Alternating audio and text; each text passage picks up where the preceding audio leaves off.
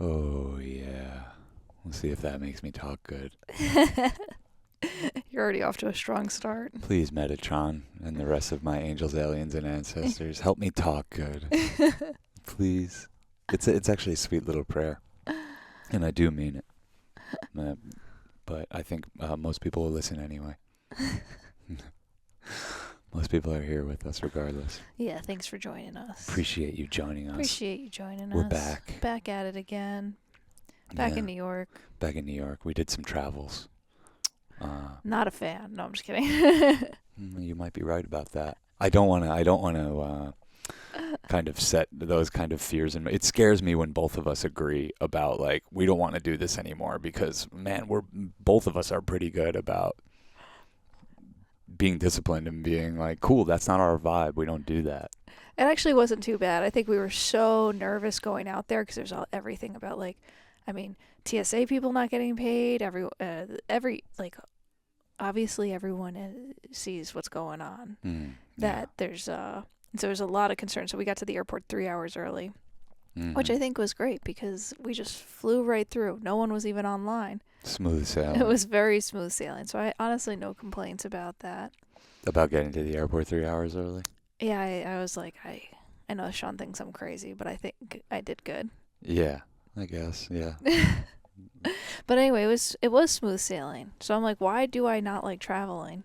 And then I think it was the flight back. I think there's this unconsensual blasting of pop music that you're going to hear me complain about all the time. We've probably had I think we've talked about this exact thing. What was it that you wanted to ban? You were like, I want to ban something. Oh, air fresheners in cars. Yeah, but I talked about banning the blasting of loud music in confined public spaces. I talked about that a long time ago. Because I can't remember what it was. It was a particular artist, and no knock to them, but something played at a certain volume when it's when you're shuffling around and you I can feel everyone's anxiety when I'm getting onto a plane and everyone's trying to get the very limited overhead space and everybody's trying to get their little thing situated and I feel people's tenseness. And they usually don't have the air running in there yet. They haven't fired up the engine, so all that stuff isn't going. So it's just stagnant, dank air, and you just hear everyone sniffling and sneezing and coughing, and then they're just blasting music. It sets off my anxiety. It makes me start sweating. Who does this calm down? I mean, at least Who's this for? Who is this for? At least play calm music. No. It's like they have an agreement with the record label. That's what it feels like. They're like, yeah, we have to. Sorry, we have to. And I fill in the blank with whoever is the person, because I don't even know anymore. I don't even have a frame of reference, which is kind of pretty nice. You're Shazamming Lady Gaga. I shit you not. I really did. Yeah, if you want to hear, we did a podcast. We were just out in Seattle for a week with our girl Mallory, who you know from a few podcasts ago from this summer, our sweet Dami Mommy. She had us out there, and we were in the dungeon, and we were filming and doing all kinds of stuff. She took us to a kink prom, and we did a podcast with her. It's just a little too spicy for YouTube. I don't want to get demonetized or get effed with in any way. So that's on patreon.com/churchofchill. It's called Gimps, Simps, and Pimps. It's a good episode, but yeah, I can't put it on this free feed. But while we were at kink prom, I really did do this. There was this one DJ that I was just like, man, this girl is ripping it. I couldn't stop dancing. I wasn't even on drugs. I just couldn't stop. I was dancing the night away. And then I was like, oh, this is dorky, but I need to know what some of this stuff is. And I start Shazamming songs, and it's like Lady Gaga. I'll tell you exactly. I'll tell you a couple songs I Shazammed. It's so fun. Kink prom. Anywhere we go, we've been going, we always end up at some sort of Asian fusion restaurant because we want to get avocado rolls. And I shit you not, Sean cannot go into a restaurant without Shazamming a song. It depends. No, I mean, I've seen you do it a bunch of times. Yeah. Well, if their vibe is nicely curated and I like it in there, I'm like, let me take some of these vibes to go. But that evening, I Shazammed Zombie Boy by Lady Gaga. I don't know if that's a big popular hit I or have what no it is. I idea. have no idea. I Shazammed one called Climax by all capitals SYZYGYX. I don't know what that is, but it feels very reminiscent of how band names go these days. And then I Shazammed one called Control by Rue Oberkampf. So, I don't know. People might be laughing that I don't know what those things are, but I'm laughing that you do. Because all I have to do is Shazam the good ones. Yeah. I didn't have to sift through all Lady Gaga's catalog to try to find that one. Finally, a song of hers stood out in my life, and I will stash it away for future use. She's got some good ones. I grew up on Just Dance. Give me a little more. No. We Give should the play. people a little No, more. I really can't. Well, that could get us demonetized, too. Yeah. No, I swear we should play the game because I think there are these apps where you can sing into the phone and it'll tell you what song. And I don't think I could get a song to register even if I tried. Is that a game, or is it just something you thought of we could do with this app? Oh no, I just know that there's an app that does that. You just created a fucking hilarious new game. I don't want to play. I know. I think it would be really funny because like we do this all the time. You're like, put on that one that's like, and you give me nothing. Well, you give me nothing to work with. There's no melody there. It's in fact anti-melody. What you serve up to me. You know, like you barely know the lyrics, but No, you know what? Most of the time, I'm able to get it. Well, because I say when I like a song, I'm like, I like this one. Yeah. And then I'll ask you every day, well, what about that one I like? Yeah. And then a lot of times you'll play a song and I'll be like, is this a song I like? And you're like, I don't know. You like, what do you mean? You're asking me if the song that's playing right now, if you like the song. Yeah, but I know what you mean when you're saying that. I do know what you mean. It almost, but it upsets me that you're asking me because I'm like, you know the answer because I know the answer. I know that you like this song and that you've mentioned it before, and you're asking me again if you like it. Just listen. Well, Just be present. Focus. Well, I feel like, there's like a song that hits me sometimes, and then I'm like, oh, this is the one, and then I get confused about whether or not. Is this the one that hit me? I'm like, I don't know. Is it hitting? Because if it's not now, it was probably under false pretenses that you liked it to begin with. The deck was rigged the first time. Like I'm probably going to go back and listen to that Lady Gaga song and turn it off after 10 seconds. But I don't know. I don't know until I know. And then, I come on here and I will eat my words and be like, look, I love it. Forget what I said. It's okay. I mean, I think some music, you feel like it's popular for a reason, and then you're like, of course, this is a great song and everyone loves it. And then some music, like whatever they play on the airplane, you're like, what is wrong with people? People need help. People need medical intervention. Oh, yeah. Mental health help. Yeah. To reset their brain, because this is the just most grating crap I've ever heard. Yeah. Well, I mean, I have theories about that. I have conspiracy theories around that kind of stuff. I felt conspiratorial, like sitting in there listening to the music and how bad it was, and that we were like listening to it, and it was probably like a pop hit, and I was just like, we're getting brainwashed. Yeah. And some songs work on me and brainwash me, and then some don't. And when there's a brainwashing song that doesn't work on you, it wakes you up to the whole game. Well, I mean, at least if you're gonna do brainwashing, like, at least hit me with some hypnosis. They brainwashed us through like just bombarding us and overpopulating our senses, and now people have tuned out nearly everything in their environment to singularly focus on themselves and their device that knows them very well. So this stuff can kind of pollute the open spaces. Like this pop music can get blasted out there, and it's like it's barely having any effect on anyone. If they don't like it, they've already tuned it out. And if they do like it, oh well, great, Universal Music Group just got another one. I just have these feelings around this, and I think it's happening with movies too. I think they've hit us with so much garbage that they're like that the slightly better garbage is hitting. I think we just did a film club one like that I'm like, whoa. Whoa, people. Well, I think that was an interesting one. I disagree. I think that would have been a bad movie in any other era of movies. That would have just been considered a bad movie. We're talking about the film Annihilation, which we do a film club on patreon.com/churchofchill. Yeah, but there was something every Monday night. I like a film, no matter how bad the acting is, that there's something a little like psychedelic about it that makes you think and kind of like brings you in an alternate universe and arises concerns about. I was hoping for all that. I don't think it was as deep as it might. As some of its effects and things, they wanted to coax you into something, and then there's like a fucking alligator. Well, that's where it's like Anaconda. I don't know what's psychedelic about it. Anaconda is not a psychedelic film. Yeah. Maybe the new Anaconda. I saw the trailer for that, and I was like, that looks like a psychedelic with, like, Jack film. Black? Yeah. Yeah.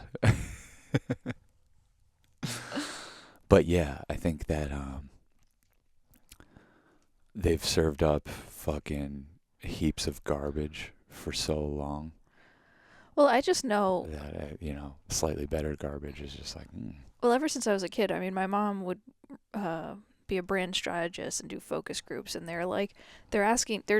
have people in a room. They're asking about a font. They're asking about what something does for them. They're asking, like, there's a lot of research going into every product you consume.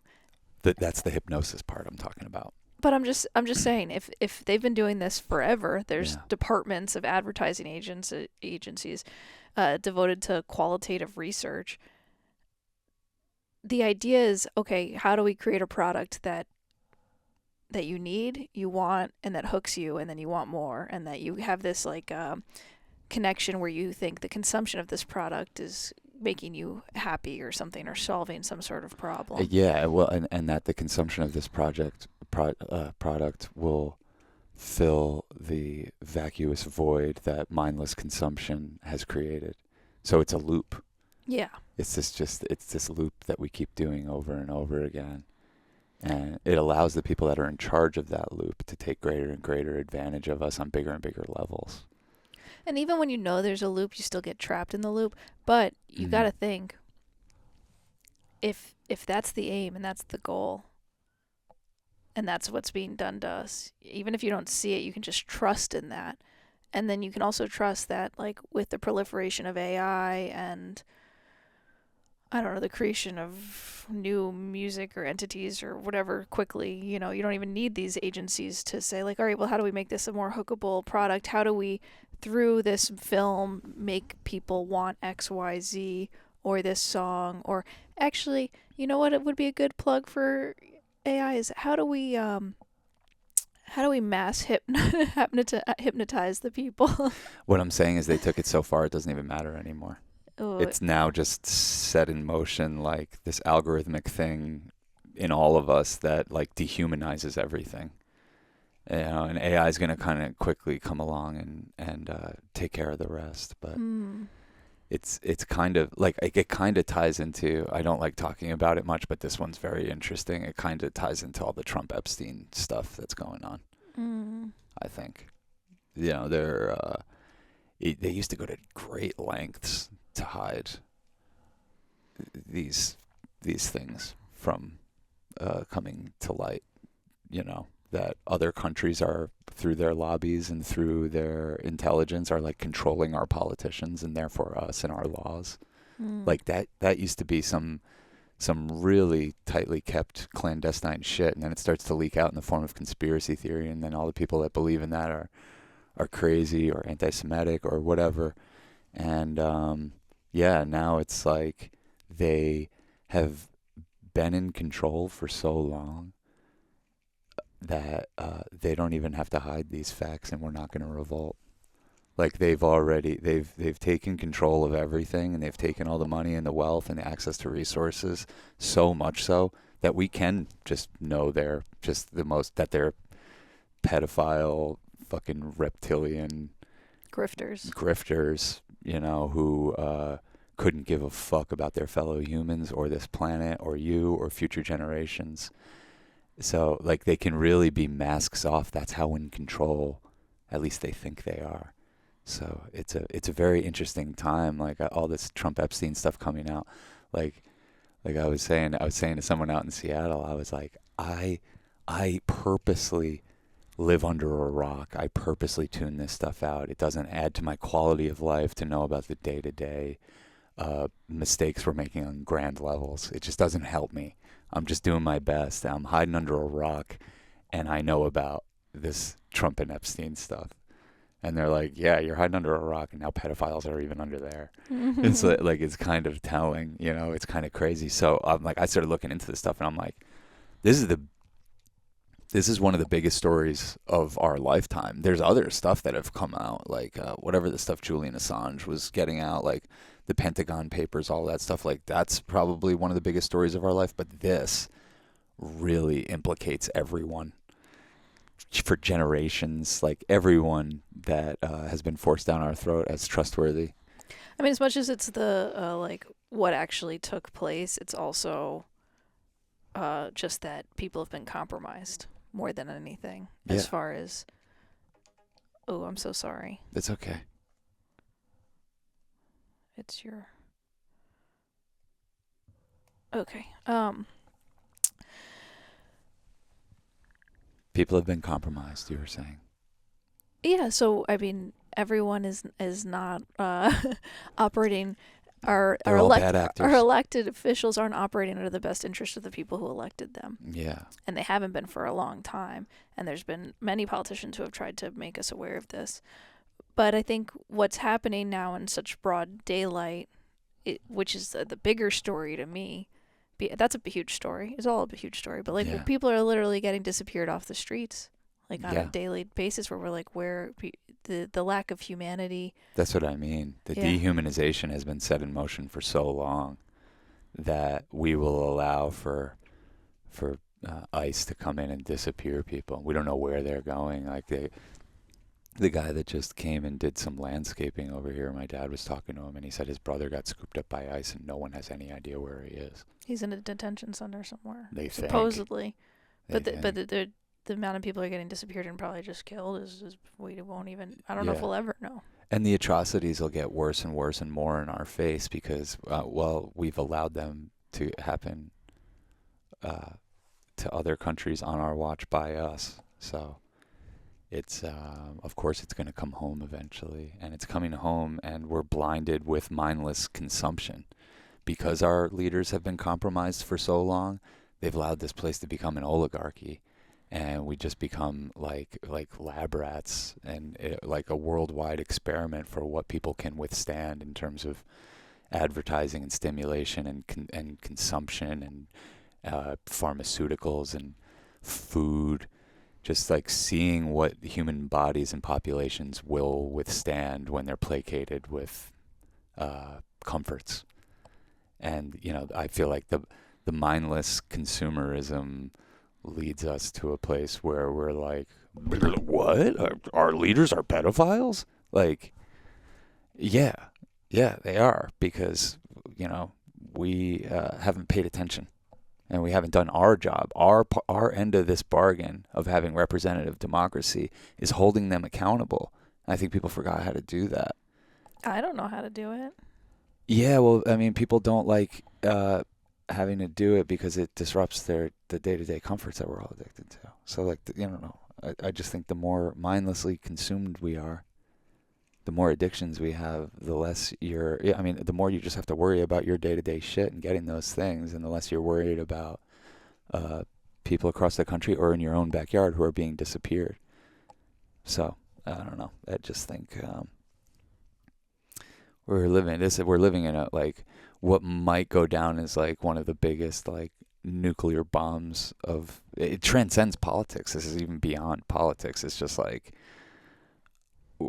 just a whole, I think if people don't wake up now and see what's going on and who's been running the show and what they're leading us towards, what they're birthing and unleashing with AI without any regulation or anybody doing anything to stop or take a look at its implications, it's really wild to me.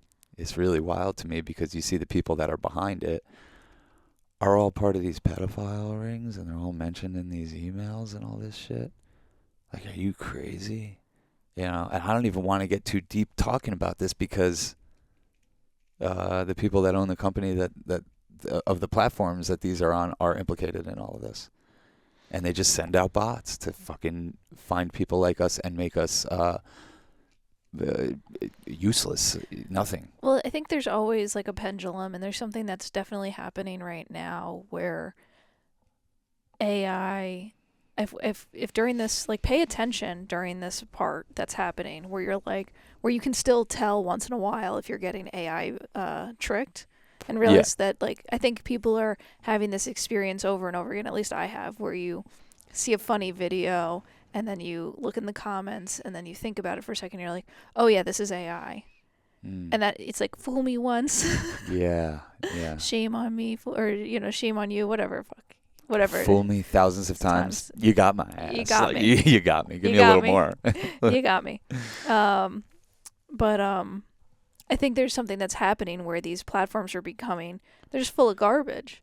Yeah. And so if you are always were, but if you're paying attention, I think people are like, oh, I don't want to get a laugh off of some AI generated video.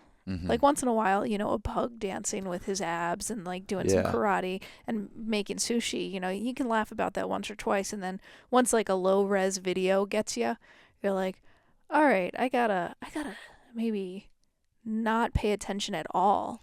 And so there's, like, this mass movement of people who I think are taking a step away because they've been disenchanted by the apps and the content creation or lack of creation that's happening. We're so many layers deep on this. It's crazy. We're so through the looking glass. It's insane because the fake AI fail that you fell for is a proxy of a proxy. Like, we got disconnected from each other and real moments and cultivating those kind of laughs between us and our friends a long time ago. Like, kind of like when YouTube started coming around, it started setting this in motion. And so, we're already disconnected from that thing. And now we're, like, addicted to that thing. We've let the real in-person, the real deal, like, really wither away. And, like, all of us have. And our social skills and our ability to find and build your tribe and build a culture. Like, when Terrence McKenna says, don't pay attention to all that, do it yourself, this is what he's talking about. Well, don't sit here and get upset that AI is feeding you the fake pug video. Get upset that you were even watching a pug video to begin with, as opposed to your pug that's sitting right there. I know, she's so cute too. I know. But you see what they're doing to us. No, I mean, I know, and I get caught up into it. Yeah.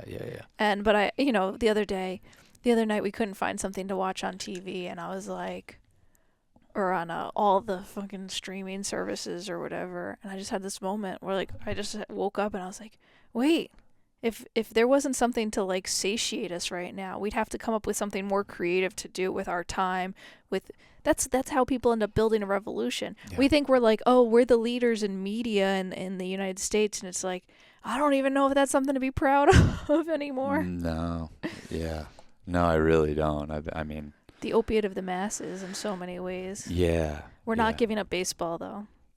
No. No way. No way, no how. I mean, I wonder if something could come along and happen to baseball that would make us want to give it up. But look, it's not like there's not good products mixed in to this fucking fiery great cauldron. Products. The better the product, the more attention we give it. Yeah, this Rubik's Cube has you captivated for the past week and a half. You figured out how to do it very quickly, and you've just been busting it out. Well, I like a puzzle, and I like keeping my hands busy. Yeah. So it, like, checks 2 boxes at once. Yeah. I don't think it's a bad thing, though. I think it's probably, like, if anything, it's good. No, I wonder when those were invented, if people were like, this is fucking ruining people. No, Sean. This is increasing my attention span and my memory. No, but I think, like, what you're saying is, no, it definitely is. I'm do you psyched. Do you think it's a problem? No, I'm psyched you've been doing that, because I see it's taking you away from a scroll hole that makes you anxious, and I see you're less anxious since you're doing that. Yeah, it makes me sick. I literally feel like, what's the point? Well, that's the thing. And I feel like you're absolutely right, and because I've lived through a few of these, in demarcating right now, while there's still time, the difference between life and AI, because it's going to be it's just going to increasingly integrated. Like, I remember before there was the internet and instant messenger, and I remember the first time someone sent me a YouTube video. It was that one That Saturday Night Live clip, the Chronicles of Narnia. I think my first one was like the Charlie bit my finger one. But you know what I'm saying? We can remember that, and we can remember a time before that. And then I can remember when people got iPhones, and I remember the first time I saw people kind of like a little consumed with them, like when Facebook first got on the iPhone. And it just demarcating, because like ever since that time, that's all anyone ever does. Right. You know, it'd be like coming across and recognizing like, well, I've never seen someone smoke a cigarette before. And all of a sudden turning around and it's like everyone's smoking cigarettes all the time. Well, that's exactly what social media is. And I think we've had this awareness for a minute that, 20 years from now, we're going to be like, yeah, I mean, everyone was doing social media all the time. We're all going to like have hunchbacks and like, I can feel, so I have this moment where I'm like, I think I'm getting stupider. My brain is liquid. My brain is really failing. And I always want to go back and be like, well, I did too many drugs. But no, I'm literally doing a drug. I'm literally doing drugs. Yeah, that if instead of a thing you hold and whatever, it was a drug, we would have rejected that drug so long ago and banished it off like we did with alcohol, saying that's boring. That's boring. That makes us smaller versions of ourselves. Yeah. Out of here. If it was a drug, we'd say, we're not taking that. Yeah, why that's would I salvia. do that? Why would I do salvia? Yeah. It pulls me into a nightmare clown circus fucking dark carnival world, and I don't want to be a part of that. It's like salvia and nitrous and poppers in one. That sounds like a good time. It is a great time. That's why we keep doing it. Yeah, totally. I mean, it's, yeah. I don't know. Get better or get bitter. You can't let these things get the best of you either. And I'm really glad I accumulated a lot of time on this planet before this, what I assume is going to be very invasive technology, completely takes over everything. It's already happening. Well, people are making too much money on like AI stock to this point that they're not going to let it fail. Which, I mean, beyond like them getting bailed out, it's going to be integrated into everything, kind of like how gambling is. Yeah, exactly. Yeah, to me, that's not capitalism. And it's all these people, they're proud capitalists, but they're not. They're little pussies. They won't allow things to fail. They won't allow competition to happen. They crush or buy their competition.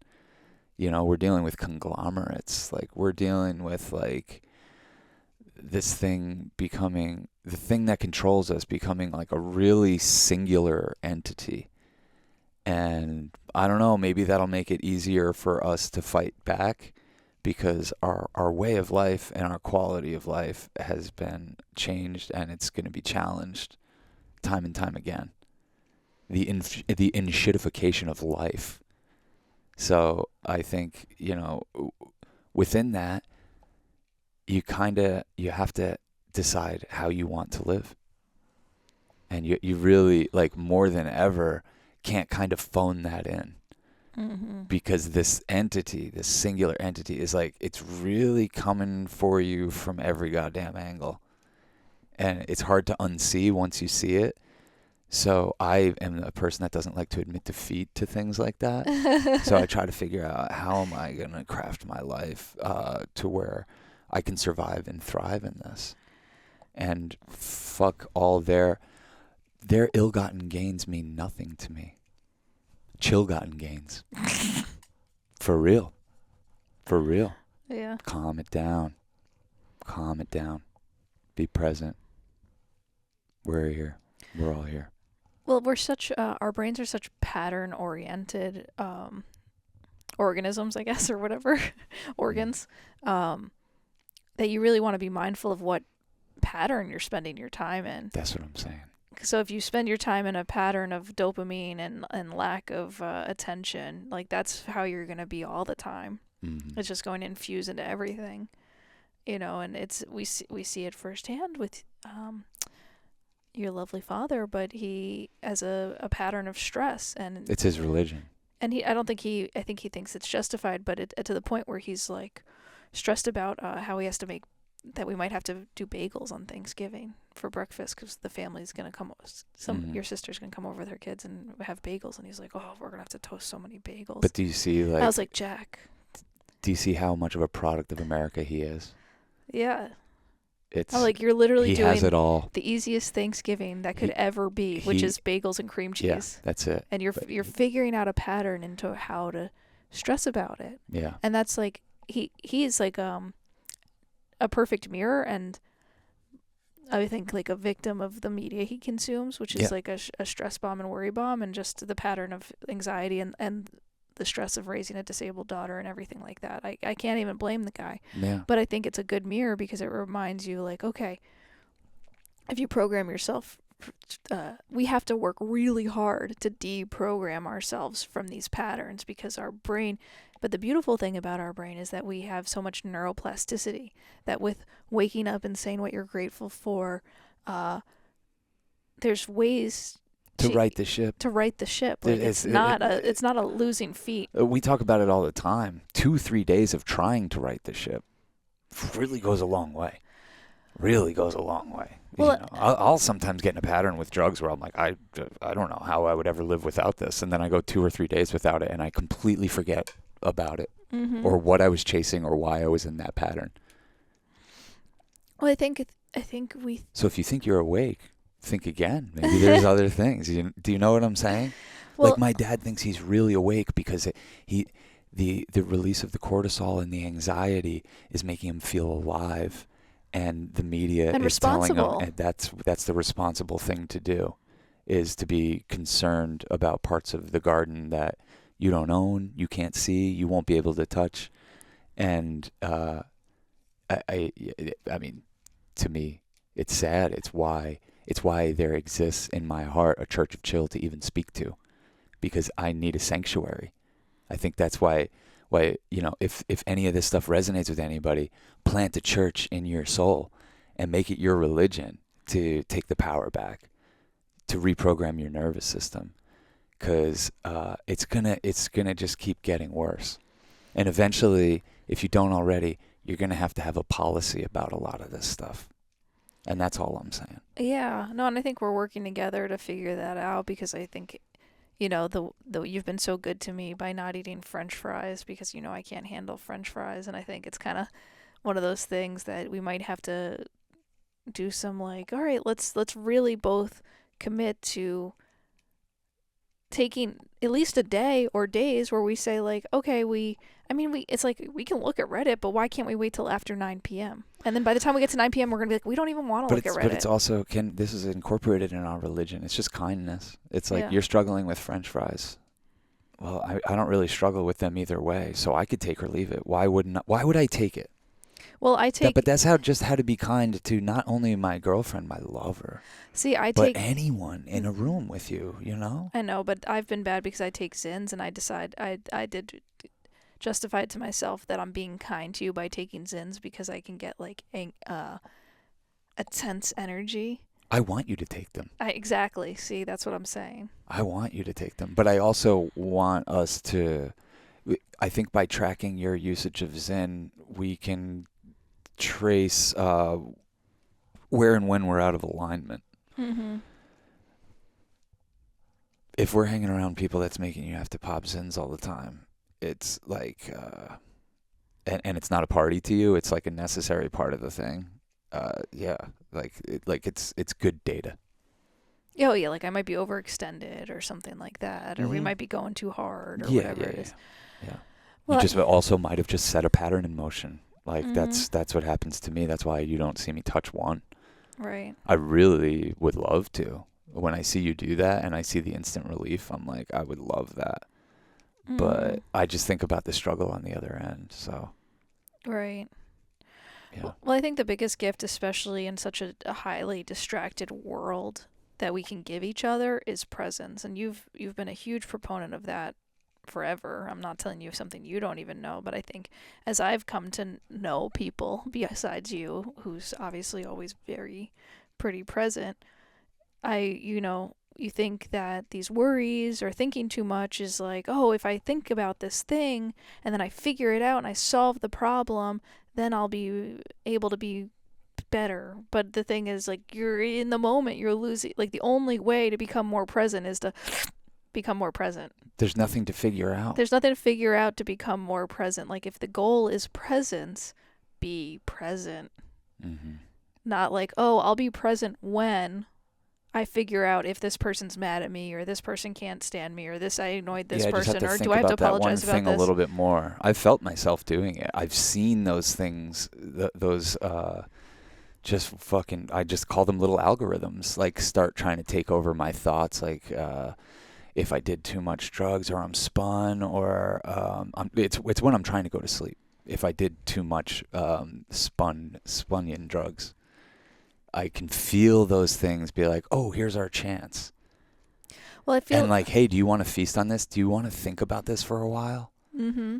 And I'm like, I don't spend that much time in that space in my day-to-day. So when it comes up, I'll tell you the next day. I'm like, yo, that was a fucked up night. Yeah. I was like, my thoughts came around and they started creeping me out and started telling me negative things. And I wanted to indulge them, but like, it's just. I mean, it happens. Nasty. There's no point in even beating yourself up, because it's like that's part of being human, is having like the racing thoughts and the confusion and all this stuff. But of course. I like what Tara Brach says about like just tag your thoughts, like thinking, worrying, fear. Just try to create a little bit of a distance between whatever the hamster wheel is, so you can be, because your most valuable self is one who is like able to be aware in the moment, not elsewhere. So it's like, how do we bring ourselves here rather than elsewhere? And it's, I guess, an ongoing journey for all of us for humankind. Yeah, for humankind. Because anxiety is as old as us. It's a natural instinct. Because we're conscious, we're aware. We're aware that there is a future. So how do you not start fixating on it? Because I think all anxiety is trying to do is turn into fear. Because fear is something you act on. Fear is something you fucking lay it down and finally fucking do something about. So anxiety is just like symptomatic, I think, of something that is very human. And I think it's nothing to be ashamed of, but we've been around long enough that we know that's not where it's at. So if you don't have practices around cultivating presence, I feel like your life is much more susceptible to the hypnotic spells that the corporations are trying to put us under to get us to buy stuff. Like, it feels like it's about to go way past them getting to buy us to buy stuff, Oh, yeah. I guess that's still part of it. To witness is to like be... To bear witness to the utter destruction of everything and everyone. Mm-hmm. So a very, very, very, very infinitesimal few of us can feel like they won some game. And it's, part of the game that they're trying to win is dehumanizing everyone and everything. And we know better when we're present. We know way better because our instincts are online. Mm-hmm. And when we're not present, all that kind of washes away, and we get lazy.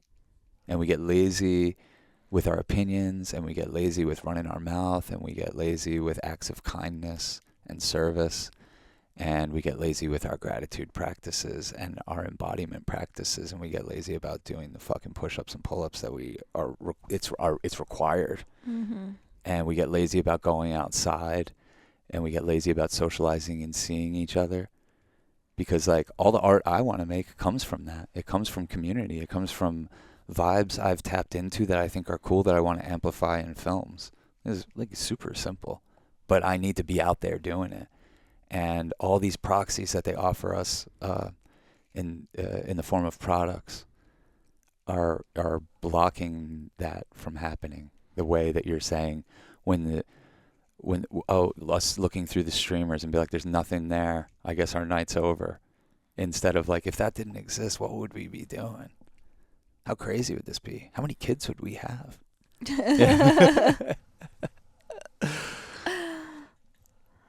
Yeah. I need to dance more. Every time I dance, I'm like, I need to dance more. That's what I'm saying. I feel good about the amount I dance. There can always be more, but at this kink prom, I had the thought that probably everyone combined in there doesn't have the amount of dancing hours that I've put in this year alone. Maybe the go-go dancers, though. The people up on stage is a whole different story. They're professionals. I'm a rookie. I'm an amateur. Enthusiast. I would like to say that I hopefully in this lifetime can be a go-go dancer. Yeah. That would be not like a wearing nothing scantily clad, but like throwback a throwback go-go dancer. Like even Hype a little machine. bit more wholesome than like Playboy bunnies, but along those lines.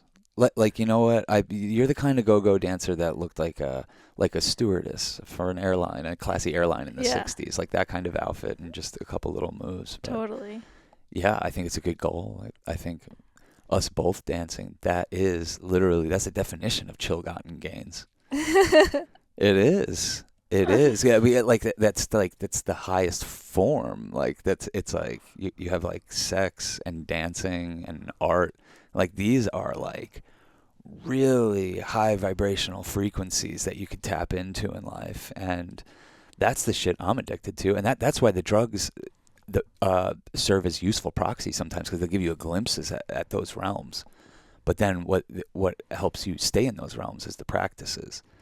Believe it or not, us doing this. Mm-hmm. Believe it or not, me curating music, no matter what kind of mood I am, or how crazy things are getting, or how depressed I might be, I got to do it. I have to do it. I have to run.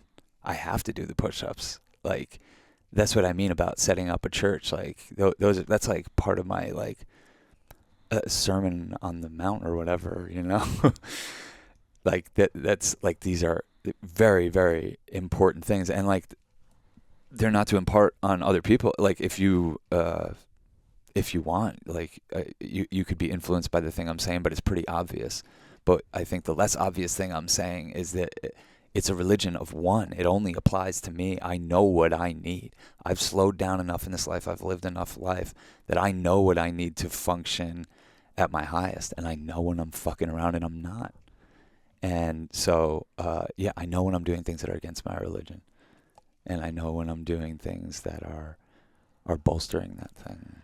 You recently had like a little bit of a evolution with one of the things that you've been... Do you want to talk about that or no? I don't know what you're talking about. Horse medicine? Oh, yeah. Ketamine? I don't know. I've always had fun with it, and then when it's not fun, I literally forget about it. And I was having fun with it, and then we were around somebody who is overdoing it in every conceivable way, and it wasn't fun or funny, and without me having to experience that, I was just like, okay, I'm going to take a step back from this. And, kind of spent a lot of time with a person that is abusing it, and it's like, it's sad. It'll pass, hopefully. It's sad, but I thought if I could use my influence on myself and on this person, I'm going to. So it makes me know why accountability buddies work, and AA and sponsorship and all that type of stuff. But yeah, no substance can or should be that important where you couldn't drop it like that. Mm-hmm. So I don't know. You didn't really see me be fucked up over it or anything like that. No. Yeah, I mean. Well, if I thought you would be fucked up over not doing it, I would have asked you to stop a long time ago. Yeah. You know what I mean? Yeah. Right. I never, I really, and I think it's incumbent on all artists to make this decision for themselves, but I really think that and it always has been my vibe, to ride the line. And I don't want to cross the line to where people are telling me I need rehab or therapy or church, or organized religion or this guru, or I want to be able to ride the line where I'm a trustworthy but interesting voice. Mm-hmm. Meaning I'm not afraid. I'll do things, I'll try things, I'll mess with things, but I am disciplined enough to keep it together. Mm-hmm. I think that's what happened. Is it like all of a sudden something that was interesting to you became uninteresting to you when you saw that it was like how it affected someone close to you, and you're like, oh, they're less present. Wait, what are we even doing? Wait, why is this how we do this? I don't know. Yeah. Well, it's weird because like ketamine's been in our life for probably just about 6 or 7 years. Like when we first found out about it, we started really messing with it like maybe 5.5 years ago. And throughout that, I've always heard people talk about like the ketamine casualties and my friends addicted and this and that. And like, I've definitely towed the line. I understand the allure, but I was never that way myself. Like, I don't know. I'm just not that interested in being that fucked up all the time to where it would get to that. But I've always heard about these people. I'd never really spent time with one. And then I spent time with one, and I was like, oh, after all these years, I'm around this, and it's fucking wild. Nice job. I've solved it like 4 times today, or I mean in this conversation already. It only takes me like 3 minutes. It doesn't take away from the accomplishment. It doesn't.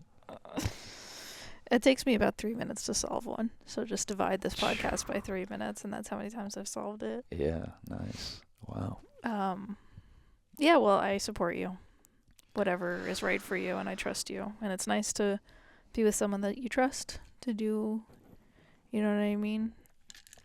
Nice to be with someone that you trust to do right by themselves. Yeah. And look, I'll wait for you, and if I fall behind, wait for me. Always. And we've had each other's backs in that way. And I think, luckily, I think just having that policy has never, I don't want to hold you. The idea that I would be holding you back in some way terrifies me. Because, like, I don't care. Like, my life, like, I can fuck it up a little bit. I can get a little bit, I can get down and dirty. Yeah, I'm fine with that. But I don't want to do that to you. Your mom really raised a good one. And she really tried really hard. And she still does. And she wants you to be good, and I want you to be good. And I don't want to hold you back in any way. But it seems like your values align with being with a fucking wild man. It does. Like, you haven't left me. I think about this all the time. I'm like, Cass never left me. Like, you never took a stand. You never were like, stop it with any of my stuff. Instead, you were like, I'll do it with you. Let's do it. Insanity. I don't know. I've never, I don't know. When you love someone, you don't think about whether or not you are going to leave them or not. You're like, that's when people talk to me about like their relationships. I'm like, I don't know. It's not that complicated. Do you love the person still? And if you do, just work it out. Work it out. Because you don't really have a choice if you love someone. Love isn't something you really can control. You can be, but a lot of times you can think something's love, I would imagine, and it not be love. It's like a weird toxic attachment, like, you know. Yeah. Oh yeah. Trust me. I'm not saying you should stay with someone who's abusing you, and then I'd be like, maybe you should look at whether or not that's real love or just like a fucked up dynamic. But you've always been so loving towards me, and I am loving towards you, and we have a funny time. Yeah. You should put that down for a minute. Try to do a few minutes of this without this, and maybe I'll get a version of you that's more present. Yeah, I mean, I could sit here fucking playing Game Boy saying like, what else, Cass? Tell me about your harsh period this month.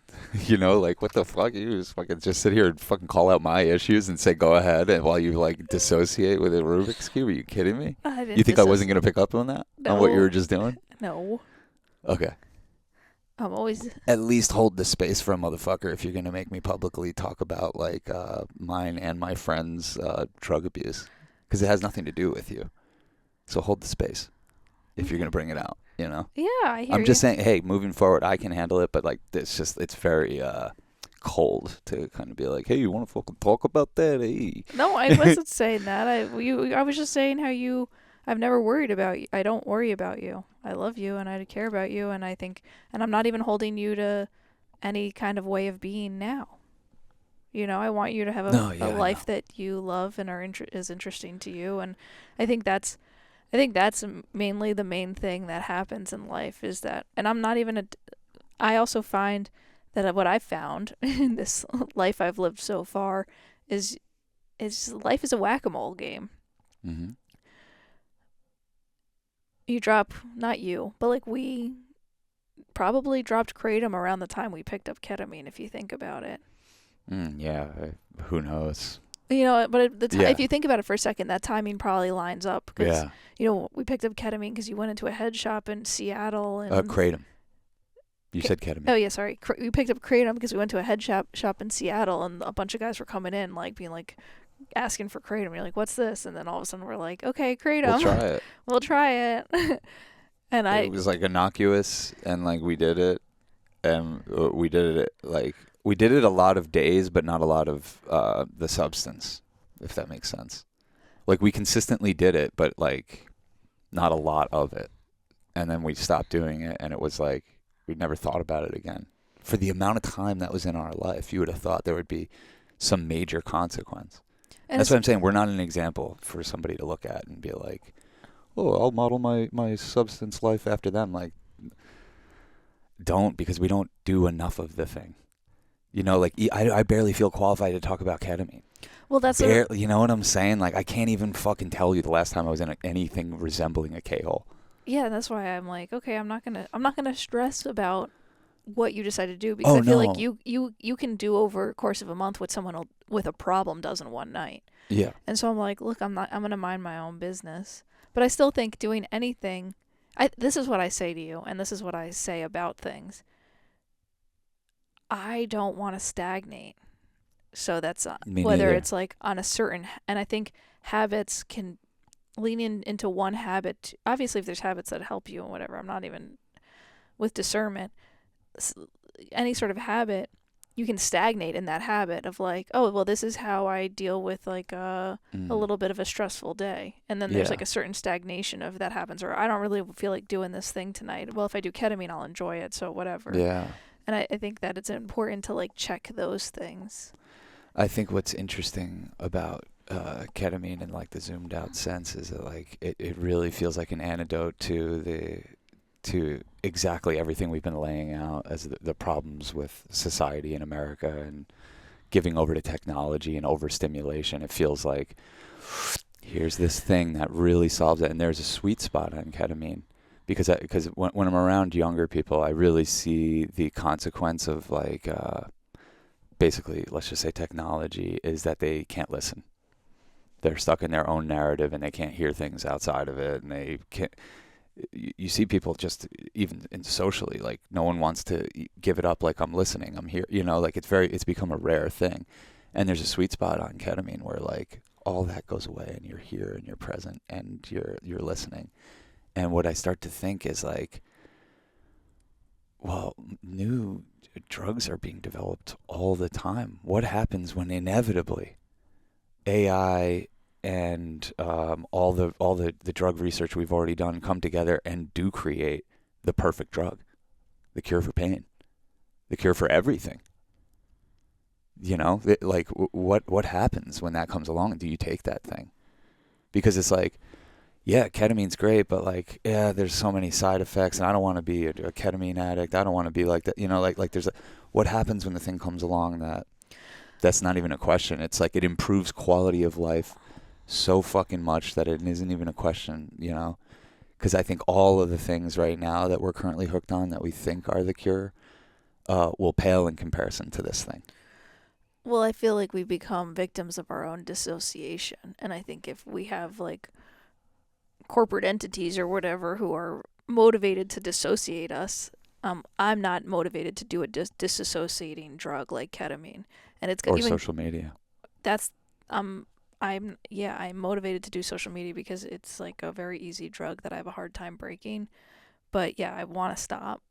I want to stop. There should be a video experiment where a sober person sits in a room. One person is on ketamine, no phone. The other person is in a scroll hole. See who you feel is more present. I bet you the person fucking ketamine you'd feel is more there. Depends on how much ketamine. Yeah.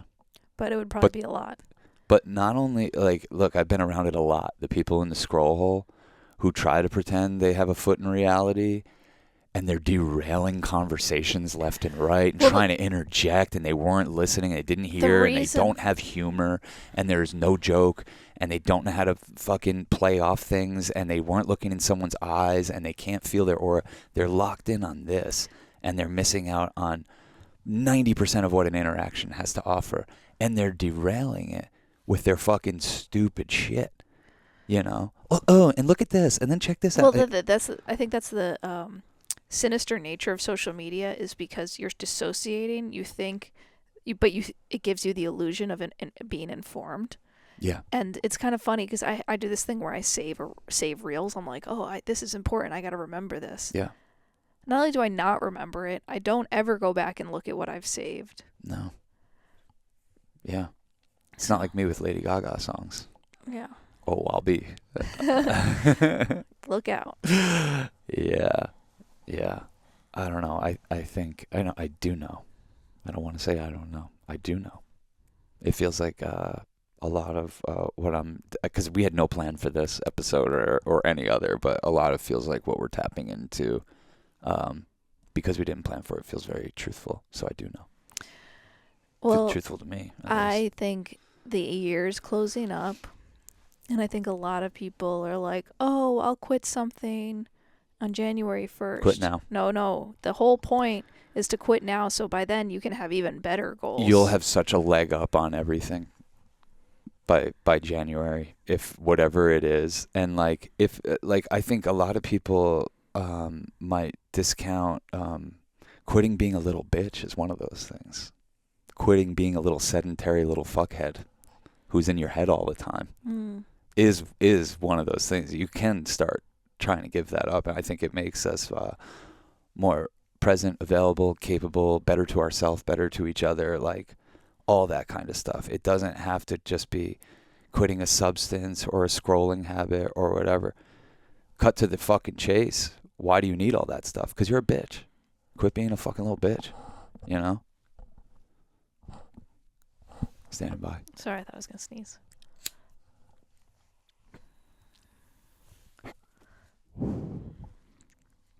I don't want to be a bitch. You're not a bitch. And I'm not either. And no one listening to this is. But it's in us. That little... Well, I get... That fucker that holds us back. It's like you get pulled in. Like, because I've come to this awareness of like, oh, we're going on a shoot. Our social media is like our business card. I gotta like... I get this idea, like, I gotta share on there, so I know, so that if when I connect with someone new, they know who I am, and that, this sort of thing. So anytime I post, I get sucked in, and then I can't even claw my way out because I'm just I'm in the wheels just turning. It sounds like you're describing any addiction. Yeah. So it really needs to be looked at. No, I mean, I've been talking about it probably as long as this podcast. And it's like, yeah. I make headway, and then I fall back. But it's kind of like your phone is kind of like food addiction. I imagine food addiction being one of those ones that's like especially challenging because you still have to eat. A man's got to eat.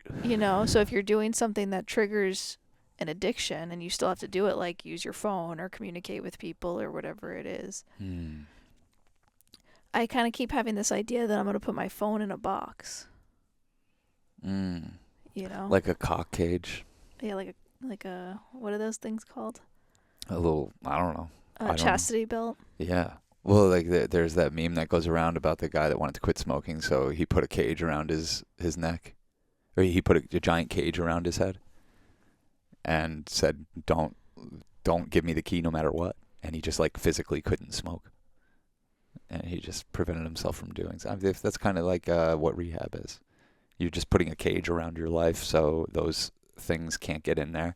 And then it's up to you when you take the cage off what your life is going to look like. And what worries me anytime I battle any kind of like temptation to give something up is like, is my life going to not be as interesting? Like I was saying to you the other night, in all seriousness, I'm like, being a stoner is like one of the great things of my life. I think I care. I think I love that more than being known as anything else. I love that I offer that to myself. I love that I give myself the permission to chill the fuck out with cannabis, because who's it harming? Really? Like, has it really fucked my fucking life up? I don't think so. In fact, it's made it a lot better. Well, I think... And I don't want to have to fucking give it up. You know? Like, so I better be a good stoner. I better get shit done. Yeah, I think, like, what is a good life can get very twisted depending on who's judging it. But I think being a stoner allows you to, like, turn upside down what even having a good life means. Yes. Welcome to my world. Yes, exactly.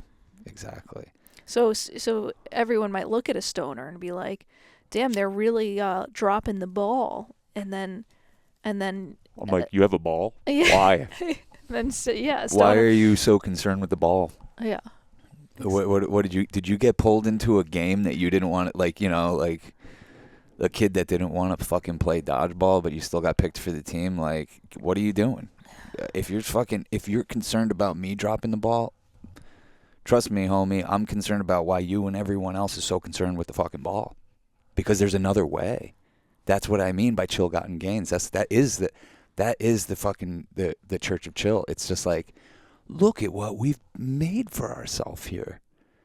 Can we fucking slow down on the dehumanization and exploitation and destruction of this place?